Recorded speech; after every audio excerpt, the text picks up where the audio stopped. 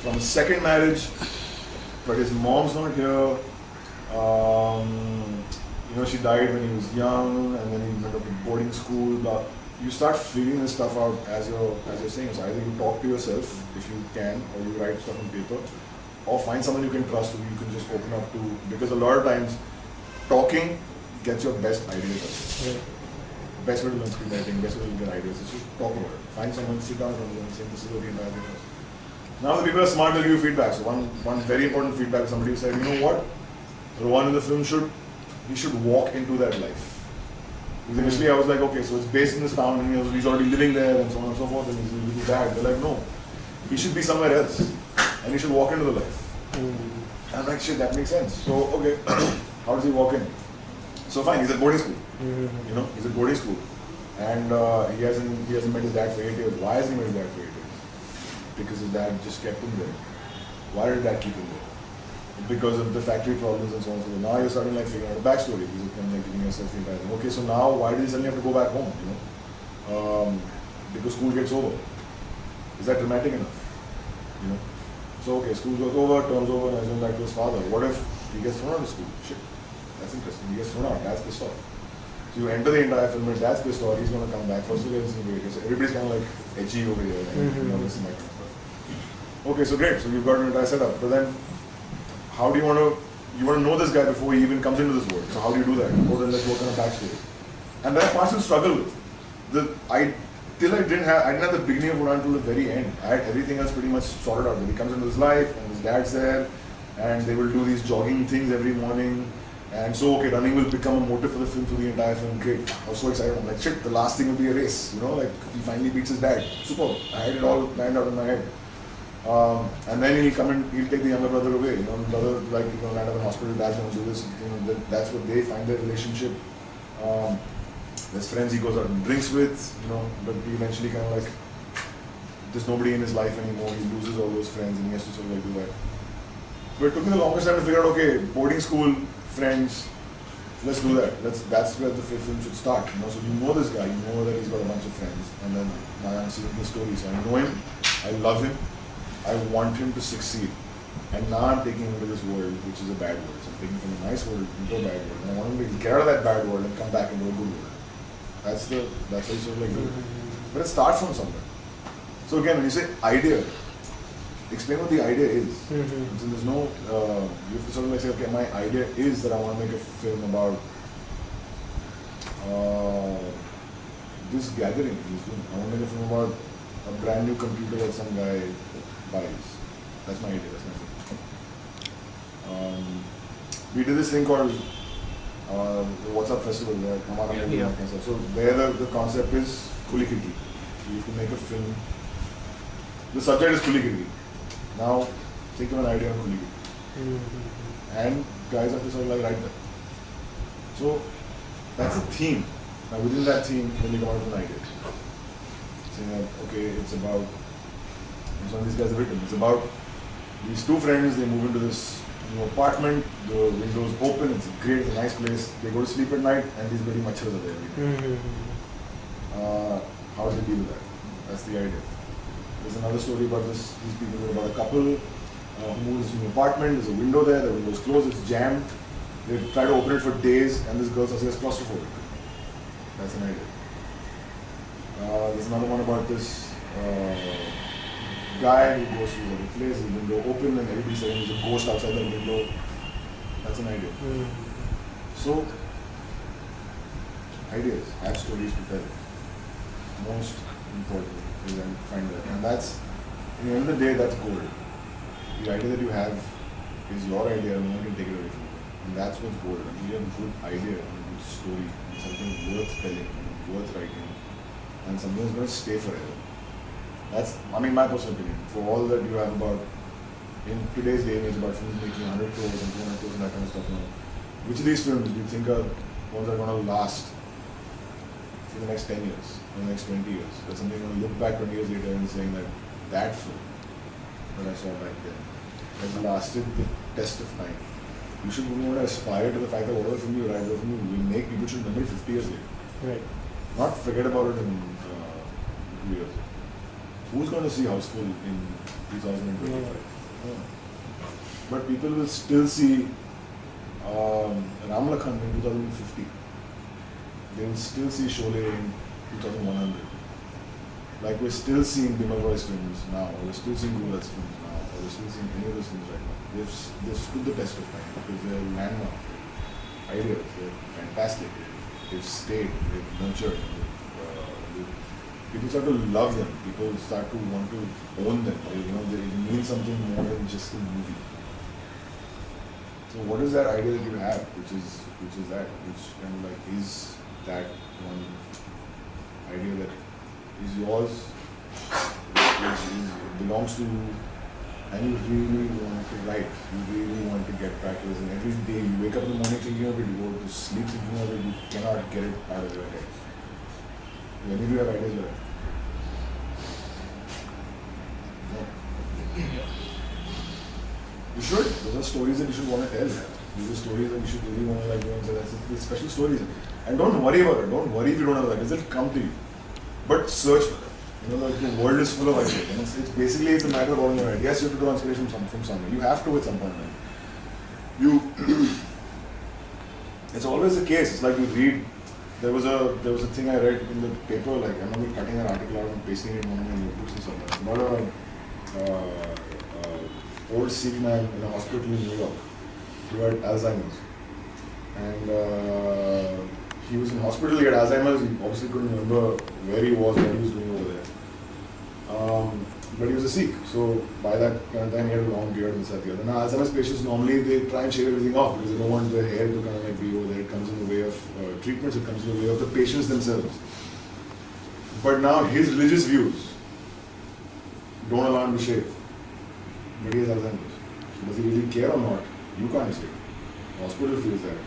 So the guy's son says don't shave his, they put a sign next to him. But some new nurse came and by mistake they shaved the entire thing off and they actually sued the hospital to sort of like pay them. It's an interesting story because it talks about religion, it talks about faith, it talks about different cultures kind of one against the other. There's a lot of irony in the story, there's a lot of sadness in that story, there's a lot of humor also. In a weird kind of way in that entire sort of like story. But it's a story worth telling. It's a story worth kind of like writing about. And there's lots that way. There's like you have to sort of like just go out there. And like I'm saying, the more you read, the more you just read the newspaper every day, and you'll find millions of newspapers. One woman, again, newspaper article. One woman got buried alive, and she sort of like people thought she was dead. They buried her alive, and once she was over, they suddenly found out there. Real life, you can't make this stuff up. It's actually happening. That's a great film. Go and read a lot of the old. If you can't find inspiration for that, go back and read Oscar Wilde, read O. Henry, read Shakespeare. All that's copyright free. The stories are waiting to be told. There's so many interesting stories waiting to be told. But eventually, find your own voice here. Find your own voice, find your own idea, find the one thing that you really want to say. Like I'm saying, that keeps you, every time you feel it, every time you're on the bus and you're driving and suddenly a scene comes to you when you're sort of sitting in the bus and thinking, train, the scene comes to you and you're like, shit, this belongs to this film. And it takes time. It's not easy. There's a lot of, in Udan itself, the scene where he breaks the car, is a scene that I had in my head from some other movie that I was writing that moment. But suddenly when I'm writing this thing, I'm like, shit, it fits really well. I just brought it in and I kept it over there. So you will find these visuals that will come into your head. You'll be going somewhere and oh, this is a great moment. This scene works. And the best way to do it is to sort of trigger yourself and keep yourself creatively occupied and creatively fertile. Is to read, watch movies, read screenplays. So I have a question about Udan. I was watching it and you shot in Jamshedpur, most of it, 42 days in Jamshedpur, 3 days in Shimla. That's what I read. And we are originally from Jamshedpur. We have been there. One of my friend has acted also in that movie, Akshay. Yeah. Akshay Sachdeva. Yes. And the one auntie also, she's playing the wife of Ram Kapoor. I know her also. So what I observed about this movie is it was very much in sync with the settings in Jamshedpur, how the people interact. what are their dialects like. Everything was much in sync, and few of the scenes like father and son goes out for jogging in the morning, and you introduce a brief tourism about Jamshedpur in the middle of the film. So I just was wondering, like, how much did the location? First of all, first question that came to my mind is how did Jamshedpur come into your mind? Like, it's aloof from Mumbai, aloof from everybody's eye. So how did this come into your mind? And the second thing is, while you were developing the script for Udaan, how much did the location and the people who are based there, how much did that inspire you to shape your script? Yeah, so in Udaan's case specifically, it's a little different. I grew up for a bit in Nasik, Okay. which when I was growing up there was a very much like Jamshedpur, industrial, small town, small station, 2 trains stop there every day. My family actually had like a car that used to come to the station, everything has to be in Jeep and that kind of stuff. My dad had a factory over there. So I've grown up in a small town with a dad who had a factory. I know that life.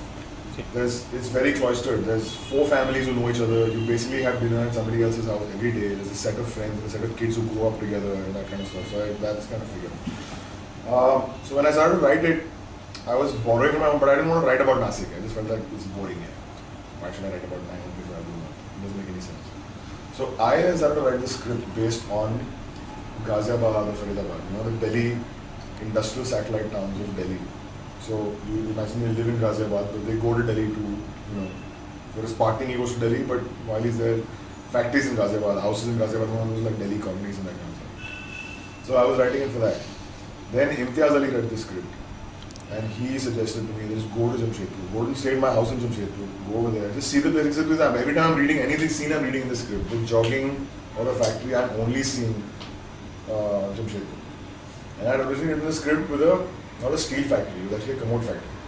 Okay. His father makes commodes. So my favorite scene in the film was the first day he comes to work and he's told that your father makes commodes, and I said commode banate hain, and these are models and this thing. I think it was the funniest scene in the film, which I loved. So I had to get into the scene because then I go to Jamshedpur, and initially I was like, okay, commode factory in Jamshedpur. And he was like, dude, it's a steel town here. You can't make it about not steel. It has to be about steel. So I said, fine, adopt the steel into the entire thing, drop that scene. Now you start to tweak it, you have to work it towards getting that. So now I'm in Jamshedpur, I'm like, fuck, Jamshedpur works, it's great, it's a great place. So whether it's the houses in the circuit house area, or it's Link Road, the last scene. or it's Padma Sonali Link Road, or it's Hukko Park, whatever it is. I'm saying that those are locations you like see, and you start building it. So you are looking from a slightly touristy point of view, because it's an outsider's world. You're looking from a thing. You guys probably never see the things that I see, because I'm seeing from an outside perspective. I thought the statues in Jamshedpur was the funniest thing. The fact that the statues of everybody over there, whether it's P.N. Bose or whether it's J.R.D. Tata or J.N. Tata, whoever it is, the fact that the statue of all these guys over there, they are the founding fathers. I thought that was very funny. So now you start to adapt it. You start to use that entire milieu in the entire sort of stuff. You understand. So I went there about 5 times before that. I used to go there 5 times. Okay. Stayed with Imtiaz's family, met his uncle. So we've shot the street at Circuit House is actually outside his uncle's house. So the exterior is outside the uncle's house. The staircase is another location at the KD flats in... it's in Circuit House area only. No, there's another KD flat somewhere else. Kadma, it's in Kadma. Kadma only. So the staircase was Kadma. Oh. The outside was Circuit House. Actually, And the inside was a Telco bungalow in Telco. Okay. I had to sort of like do 3 different places. Ram Kapoor's house was in Kaiser Bungalows. Bungalow was the Kaiser bungalow. So, and you figure, you kind of like find the location. Then because Jamshedpur has a very unique way of speaking, which I figured actually later on was because it's a very young town. Yeah. It's 100 years old. 1908. Yeah, correct, It was yeah. founded. And then because 1908, okay, you're in Bihar. So, but your white collar is coming from Calcutta. So your white collar comes from Calcutta, and then labor comes from Bihar. Yeah. So the language in Jamshedpur is exactly a mix of Bihari and Bengali. Exactly. Exactly. If you break it down the middle, it's exactly Bihari meets Bengali. There's no other way of talking. So you understand those kind of things. So now once you hear the language, it's so unique. You get people to talk that way. So that's a process you do, which you should. Kind of like do that. So were you really aware about it that like you are making a film set in Jamshedpur, so dialects has to be exactly like the people talk in Jamshedpur? Like, so how much research you spent Also there? research, I did research. I actually got an actor from Jamshedpur to be with me at all times. while I'm there on set, if an actor's going wrong, I said, is he right, is he wrong? Correct him if he's wrong. You know, teach him the ways of speaking. I made him do every single scene in the film where, you know, either the two fathers are talking or he's talking to son. I made him do all of Ronit Roy's scene. I recorded all of Ronit Roy's scenes with this guy. So Ronit got a sense of how this guy actually talks, the way the entire, the way the dialect works, the sweetness of the dialect, that's right, wrongness, all those kind of things. So that process is, that homework you have to do. I mean, that's important. Because it's nice, it has a flavor to the film. It's what makes it unique.